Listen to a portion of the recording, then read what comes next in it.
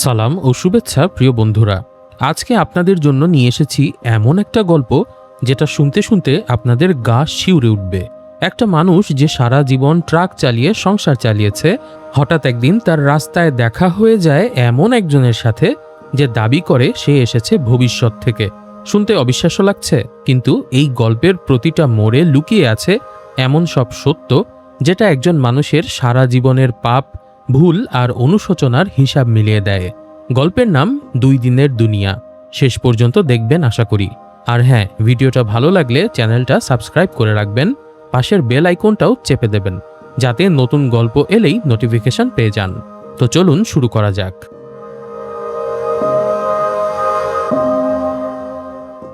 সামাদ পেশায় truck driver, বাড়ি দিনাজপুরে। মানুষ হিসাবে সে খারাপ না, বরং নিজের দলের লোকজনের প্রতি তার মায়া আছে। তার হেল্পার আকবর একদিন ছুটি চাইলে সামাদ তার পাওনা টাকাটা ঠিকমতো মিটিয়ে দেয়।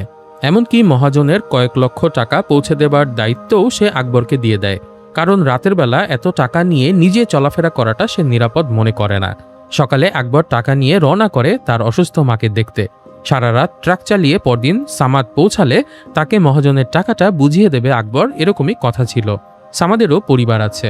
বাড়িতে ফোন করে সে নিয়মিত পরিবারের খোঁজ খবর রাখে। মেয়ের জন্য পুতুল কিনেছে, লিপস্টিক কিনেছে। বাইরে থেকে দেখলে মনে হবে এ যেন সহজ সরল সংসারী একজন মানুষ। কিন্তু গল্প যত এগোবে বন্ধুরা, আপনারা দেখবেন সামাদের অতীতে এমন কিছু লুকিয়ে আছে যেটা তাকে তাড়া করে বেড়াচ্ছে। রাতের বেলা ট্রাক নিয়ে রওনা দেয় সামাদ। হাইওয়ের পাশে একটা হোটেলে খেতে বসে সে। খাবারের ঠান্ডা তরকারি দেখে রেগে যায় সে।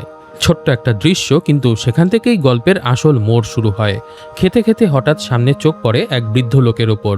কেমন যেন চমকে ওঠে সামাদ। কিছু একটা অস্বাভাবিক লাগে তার। তাড়াতাড়ি খাওয়া শেষ করে হাত ধুয়ে নেয়। পান খেতে গিয়ে দেখে সেই একই লোক তার পাশেই দাঁড়িয়ে। কাকতালীয় মনে করে সামাদ ট্রাক নিয়ে বেরিয়ে পড়ে। অনেকটা পথ পাড়ি দিয়ে একটা ফিলিং স্টেশনে থামে সে। আর তখনই অবাক হয়ে যায়, সেই একই বৃদ্ধ লোক এখানে চায়ের দোকানে বসে আছে। এটা কিভাবে সম্ভব? এত দ্রুত এতটা পথ কিভাবে পাড়ি দিলেন তিনি? কৌতূহল চাপতে না পেরে সামাদ সাহস করে সেই বৃদ্ধের পাশে গিয়ে চা খেতে থাকে। বৃদ্ধ লোকটা কোথায় যাচ্ছে সেটা জিজ্ঞেস করে, কিন্তু বৃদ্ধ লোকটা কোনো জবাবই দেয় না। অনেকবার প্রশ্ন করার পর শুধু বলে কুড়িগ্রাম। সামাদ লক্ষ্য করে এই গরমের মধ্যেও লোকটার গলায় একটা মাফলার পেঁচানো। সামাদ সাহস করে আরো প্রশ্ন করে এত তাড়াতাড়ি সে এখানে কিভাবে আসলো, কিন্তু লোকটি কোনো জবাব দেয় না। ঠিক তখনই একটা অদ্ভুত ঘটনা ঘটে। বৃদ্ধ লোকটা হঠাৎ চায়ের দোকানদারকে বলে 2 বোতল পানি রেডি রাখতে, কারণ এখানে একটা অ্যাম্বুলেন্স আসবে। সামাদ অবাক হয়ে দেখে সত্যি কিছুক্ষণের মধ্যেই একটা অ্যাম্বুলেন্স এসে পৌঁছায়। এক ছেলে তার অসুস্থ চাচার জন্য 2 বোতল পানি নিয়ে যায়। তখন শান্ত গলায় মন্তব্য করে রোগীটা বেঁচে যাবে। সামাদের মাথায় তখন হাজারো প্রশ্ন। এই লোকটা কে? কিভাবে সে আগে থেকেই জানলো অ্যাম্বুলেন্স আসবে? মনে মনে ভয় পেলেও কৌতূহল থেকে সামাদ লোকটাকে প্রস্তাব দেয় দিনাজপুর পর্যন্ত একসঙ্গে যাবার। বৃদ্ধ লোকটি রাজি হয়ে যায়। ট্রাকে তেল ভরে দুজন একসঙ্গে রওনা করে। এবার বৃদ্ধ নিজের পরিচয় দেয়। বৃদ্ধ লোকটির নাম জামশেদ। আর তারপর যে কথাটা সে বলে সেটা শুনে সামাদের পায়ের তলার মাটি সরে যাওয়ার জোগাড়। জামশেদ বলে তিনি এসেছেন ভবিষ্যতের 2033 সাল থেকে, আর এখন 2022 সাল, অর্থাৎ তিনি 11 বছর ভবিষ্যৎ থেকে এসেছেন। সামাদের মাথায় এগুলো কিছুই ঢোকে না। এই লোক কি তাকে চেনে? প্রশ্নটার কোনো সহজ উত্তর নেই। জামশেদ শুধু বলে আগামী 2 দিন তারা একসাথেই থাকবে। পথে একটা গাড়িকে ওভার স্পিডে ওভারটেক করতে দেখে জামশেদ ভবিষ্যৎবাণীর সুরে বলে ওঠে যে সেই গাড়িটা বিপদে পড়বে। সামাদ মনে মনে ভাবে এই লোকটা নিশ্চয়ই কোনো মারফতি টাউট, ধর্মের নামে মানুষ ঠকানো এক প্রতারক। কিন্তু তার আসল উদ্দেশ্য কি সেটা এখনও স্পষ্ট নয়। জামশেদ তখন একটা পুরনো বই খুলে বসে। বইটা নাকি মানুষ আর সময়ের সম্পর্কের মানচিত্র। সেই মানচিত্র ধরেই তিনি ভবিষ্যৎ আর অতীতের মধ্যে যাতায়াত করেন, যদিও এর পেছনে বিজ্ঞান বা ব্যাখ্যা তিনি নিজেও জানেন না। সকালে দুজন একসাথে নাস্তা করে। জামশেদ বলে প্রথমবার যখন তিনি অতীতে চলে এসেছিলেন তখন তার মনে হয়েছিল যেন নিজের শরীরটা ঝালমুড়ির ঠোঙার মতো এক সরু চোঙের ভেতর দিয়ে অসংখ্য কণায় ভেঙে ভেসে বেড়াচ্ছে। সেই থেকে তিনি বিভিন্ন সময়ের জগতে পরিভ্রমণ করতে পারেন। এই সংক্রান্ত একটা বই আছে তার কাছে। সেই বইয়ে সময়ের বিভিন্ন স্তরের ছবি আঁকা আছে। আর এই চোঙটা অনেকটা ওয়ার্ম হোলের মতো, যার ভেতর দিয়ে টাইম ট্রাভেল করা সম্ভব বলে তাত্ত্বিকভাবে ধারণা করা হয়। খাওয়া শেষে পথে যেতে যেতে ভয়ঙ্কর একটা দৃশ্য চোখে পড়ে সামাদের। যে সাদা গাড়িটা তাদেরকে বিপজ্জনকভাবে ওভারটেক করেছিল সেটা অ্যাক্সিডেন্ট করে বসে আছে। স্পট ডেড সবাই। জামশেদের ভবিষ্যৎবাণী হুবহু মিলে গেছে। সামাদের মনটা ভয় আর ভারাক্রান্ততায় ছেয়ে যায়। এবার আমরা দেখতে পাই বিউটি নামের একটি কমবয়সী মেয়েকে, যে হাতে একটা লোকের ছবি নিয়ে কাউকে খুঁজে বেড়াচ্ছে। পাশের একজন লোক তাকে সেই লোকের ঠিকানা দেয়। এই ছোট্ট দৃশ্যটা সামনের গল্পে অনেক গুরুত্বপূর্ণ হয়ে উঠবে। এবার জামশেদ সামাদকে সরাসরি জানিয়ে দেয়, 2 দিন পর তুমি বিপদে পড়বে, এজন্যই আমি তোমার কাছে এসেছি, কিন্তু আমার কথা শুনলে তুমি বেঁচে যাবে। এই কথা শুনে সামাদ রেগে যায়। তার কাছে মনে হতে থাকে জামশেদ হয়তো ভণ্ড পীর ফকির টাইপের কেউ, যে বিপদের কথা বলে টাকা হাতিয়ে নেওয়ার তালে থাকে। একরকম জোর করেই জামশেদকে ট্রাক থেকে নামিয়ে দিতে চায় সে, কিন্তু জামশেদ পিছু ছাড়ে না, কাছাকাছি থেকে যায়। আর তখনই এমন একটা কথা বলে যেটা শুনে সামাদ পুরোপুরি স্তব্ধ হয়ে যায়। জামশেদ সামাদকে তার দ্বিতীয় স্ত্রী বিউটি, যাকে সে চাপে পড়ে বিয়ে করেছিল, সেই মেয়েটার কথা বলে, কারণ এই মেয়েটাই সামাদের জীবনে বিপদ ডেকে আনবে। কারণ বিউটি ইতিমধ্যে সামাদের বাড়ির ঠিকানায় রওনা করেছে। সামাদ ভয় পেয়ে জামশেদকে থ্রেট দেয়, বলে সে বর্ডার থেকে মাল আনা নেওয়ার কাজ করে, মানে সহজ মানুষ না। তার কাছে মনে হতে থাকে জামশেদ এসেছে তাকে ব্ল্যাকমেল করার জন্য। কিন্তু জামশেদ শান্ত গলায় জবাব দেন, তিনিও সহজ মানুষ না। আগে তিনি দারোয়ানের চাকরি করতেন, তারপর হাইওয়েতে ডাকাতিও করেছেন। ডাকাতির জন্য তার 2.5 বছরের জেল হয়েছিল, কিন্তু টাইম ট্রাভেল করে সেই 2.5 বছরের জেল তিনি মাত্র 11 দিনেই পার করেছিলেন। সামাদের অতীতের প্রতিটা গোপন কথা যেন জামশেদের কাছে খোলা বইয়ের মতো। সামাদ বিষয়টা পরীক্ষা করার জন্য তার বাড়িতে ফোন করে। আসল ঘটনা হলো, মিঠাপুকুরে বসবাসকারী মা বাবা হারা এতিম মেয়ে বিউটি আসলেও সামাদের দ্বিতীয় স্ত্রী।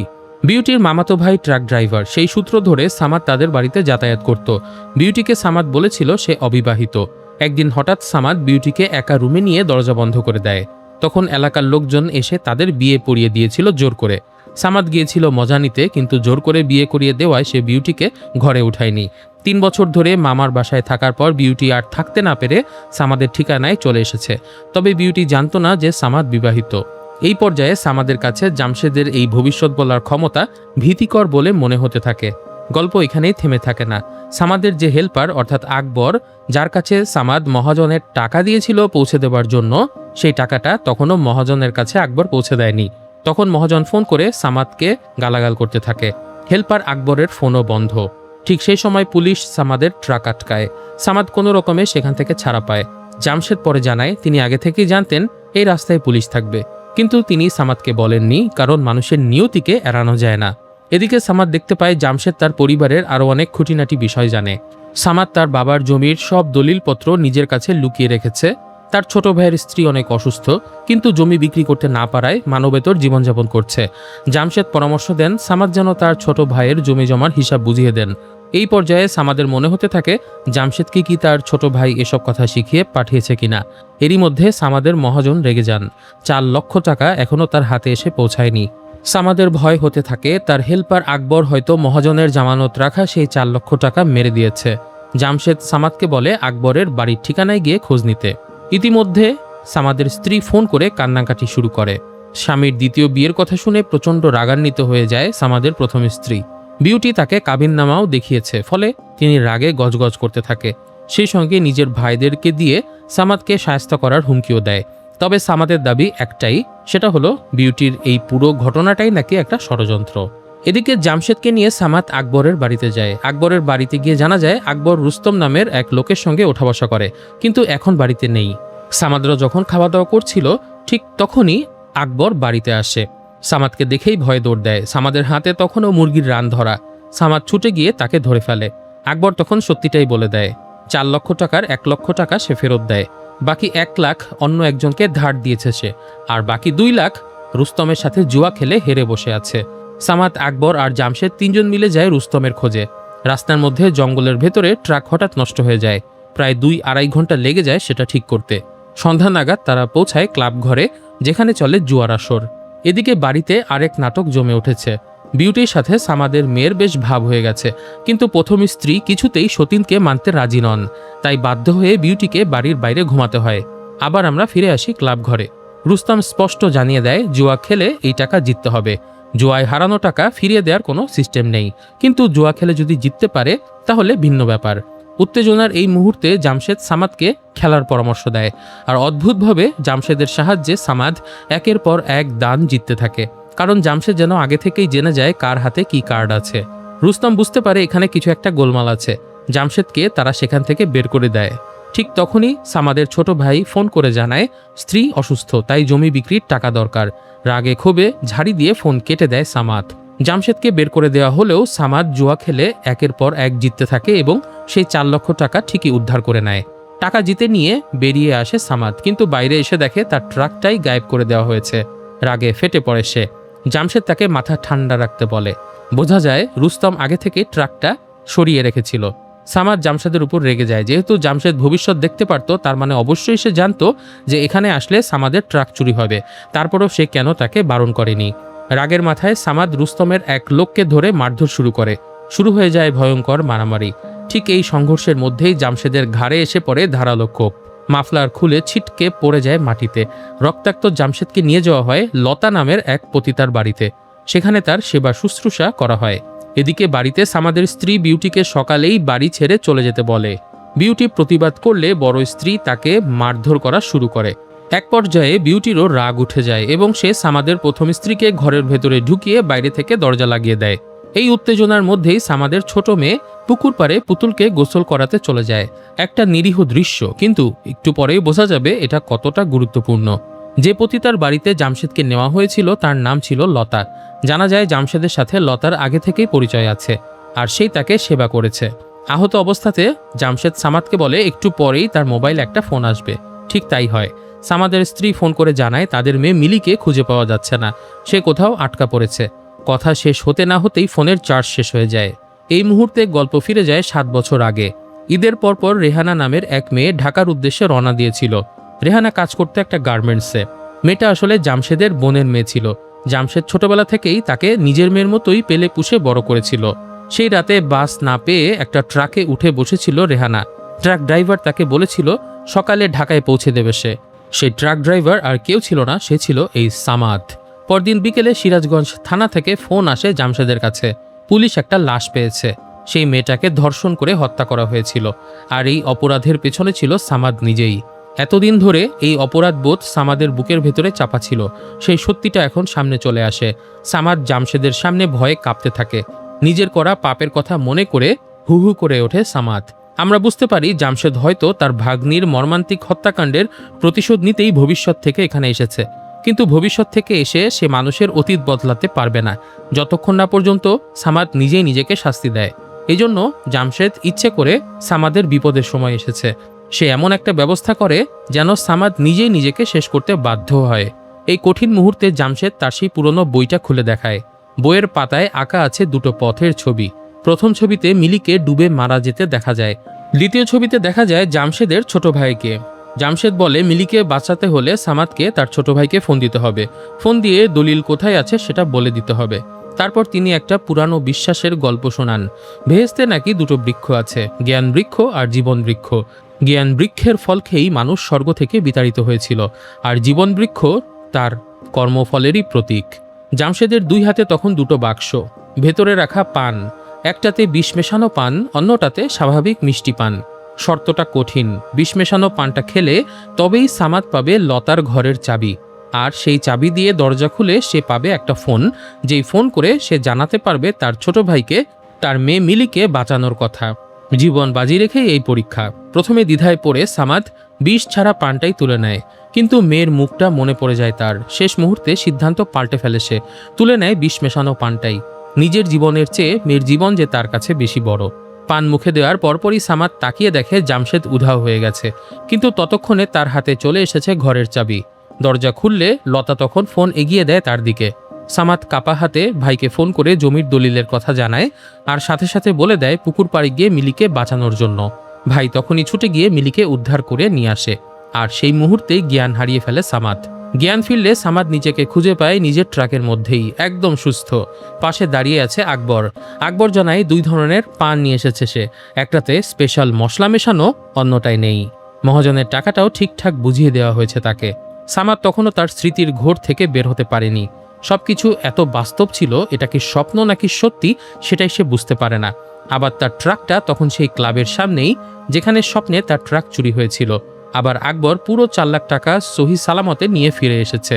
সবকিছু স্বপ্ন ছিল এটা ভেবেই সামাদ গাড়ি চালাতে শুরু করে। হঠাৎ সামনে এসে দাঁড়ায় একজন মানুষ। সামাদ কাছে গেলে দেখতে পায় সেই পরিচিত মানুষটা জামশেদ চুপচাপ দাঁড়িয়ে আছে, ঠিক আগের রাতের মতোই। গল্পটা এখানেই শেষ হয়, কিন্তু প্রশ্ন থেকে যায় আমার আপনার মনে, জামশেদ কি সত্যি ভবিষ্যৎ থেকে এসেছিল, নাকি পুরো এই ঘটনাটা ছিল সামাদের নিজের বিবেকের এক আশ্চর্য যাত্রা, যেখানে তাকে নিজের করা পাপের মুখোমুখি দাঁড় করানো হয়েছিল, একটা সুযোগ দেওয়া হয়েছিল প্রায়শ্চিত্ত করার। 2 দিনের দুনিয়া নামটার ভেতরেই যেন লুকিয়ে আছে গল্পের আসল মর্মকথা। জীবন আসলে ক্ষণস্থায়ী, আর প্রতিটা সিদ্ধান্তেরই একটা মূল্য চোকাতে হয়। সামাদের জীবনের সেই 2 দিন তাকে শিখিয়ে দিয়ে গেল, অতীতের পাপ যতই লুকিয়ে রাখা হোক না কেন, একদিন না একদিন তার মুখোমুখি হতেই হবে, আর সেই মুখোমুখি হওয়ার মধ্যেই লুকিয়ে থাকে মুক্তির পথ।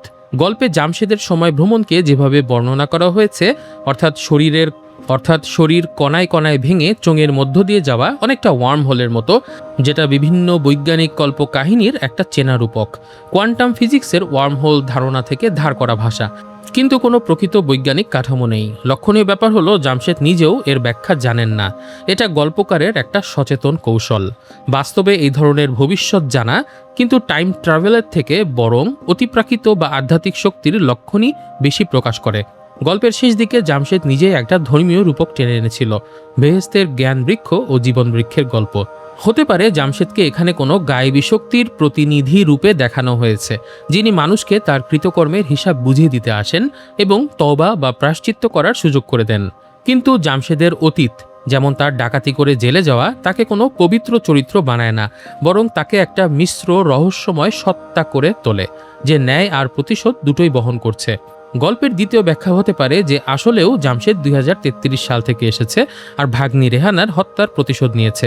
হয়তো সে সময় সে কোনো একটা মাধ্যম পেয়েছে যার মাধ্যমে সময়কে অতিক্রম করা যায়। যেহেতু অতীত সরাসরি বদলানো যায় না, তাই তিনি সামাদকে এমন পরিস্থিতিতে ফেলেছে যেখানে সামাদ নিজেই নিজের অপরাধের মূল্য দিতে বাধ্য হয়। তবে সবচেয়ে বেশি গ্রহণযোগ্য ব্যাখ্যা সম্ভবত আমাদের হ্যালুসিনেশন। জামশেদ আসলে সামাদের নিজের ভেতরে জমিয়ে রাখা অপরাধবোধ ও বিবেকের রূপক প্রকাশ। সামাদ আকবরকে মহাজনের 4 লক্ষ টাকা রাখতে দেবার পর থেকে মনের ভেতরে একটা অস্থিরতা কাজ করছিল। সেই সঙ্গে তার দ্বিতীয় স্ত্রী বিউটি যে কোনো সময় তার প্রথম স্ত্রীর কাছে চলে আসতে পারে, সেই ভয়টাও তার ভেতরে ছিল।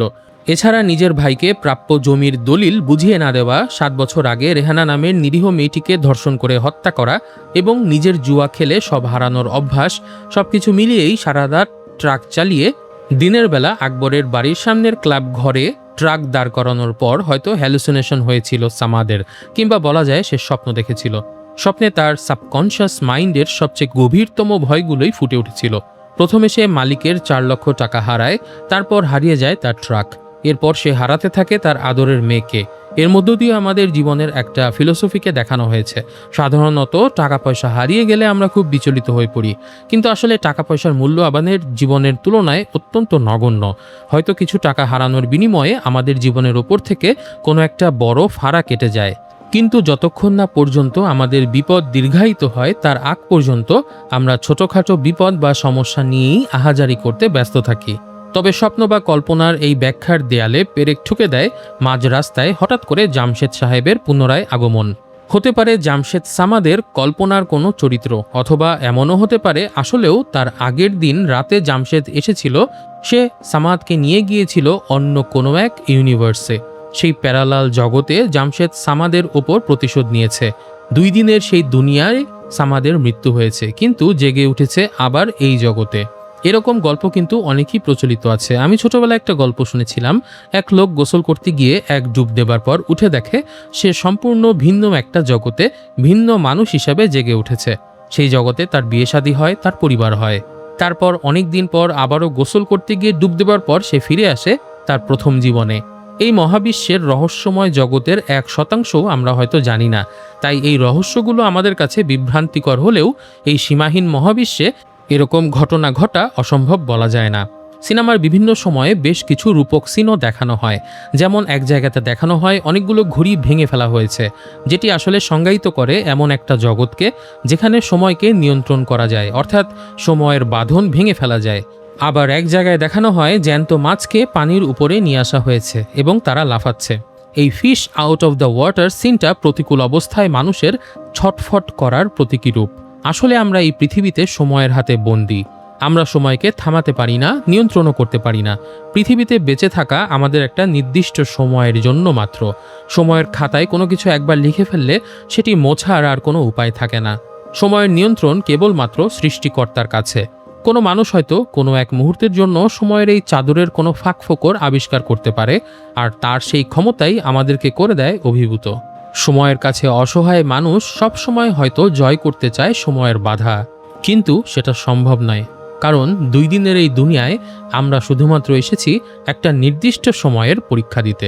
প্রিয় দর্শক বন্ধুরা, কেমন লাগলো আমাদের আজকের এই গল্প কমেন্টে জানাতে ভুলবেন না। আপনার কি মনে হয় জামশেদ আসলে কে ছিল? সামাদের বিবেক, নাকি সত্যিকারের ভবিষ্যতের কোনো রহস্যময় অতিথি? নিচে কমেন্টে আপনাদের মূল্যবান মতামত জানাতে ভুলবেন না। আমাদের আজকের ভিডিওটি ভালো লাগলে লাইক করুন আর চ্যানেলটি সাবস্ক্রাইব করে রাখুন। আর নতুন গল্পের নোটিফিকেশন পেতে বেল আইকনে ক্লিক করে দিন। দেখা হবে পরের গল্পে।